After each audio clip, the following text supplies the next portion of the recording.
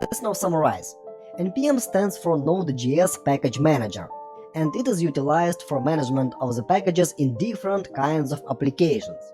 And we've examined such applications as Node.js Express, React, and Vue.js. All of them utilize package.json file. And you could always install all dependencies listed in the package.json file by entering command npm install. There are also npm scripts, and you could run any npm script by entering command npm run plus name of the script. For example, npm run ser, or npm run build, or npm run lint. Those names could be any names you like, and you could create your own scripts. In this example, this script runs the Vue CLI service process, and this process is actually started by running executable file located in the Node modules folder in the .bin subfolder. Also, you know difference between this power sign and this tilde sign. It is indicator for NPM which versions are acceptable for your particular project.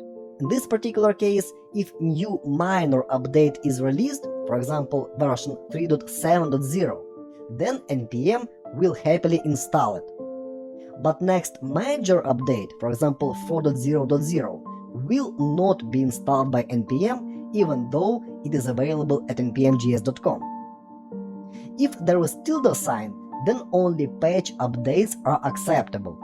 For example, update 4.5.3 of this package is acceptable by this application, but update 4.7.0 is not acceptable because of this tilde sign. It accepts only patch changes.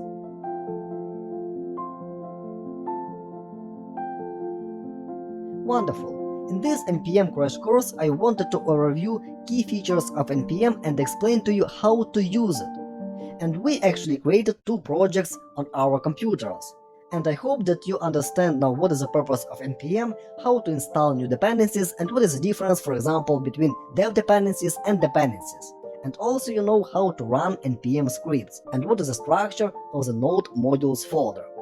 Now you could go ahead and play with those projects further. For example, you could install additional dependencies, you could try to install dev dependencies inside of this Express project. If everything is clear for you, you could go ahead and remove created folders. That's what I'll do right now. Let me cd to the desktop and let me remove with options R and F folders my React app and folder TMP where I created Node.js Express project. Folders were removed. Thanks for watching this NPM crash course.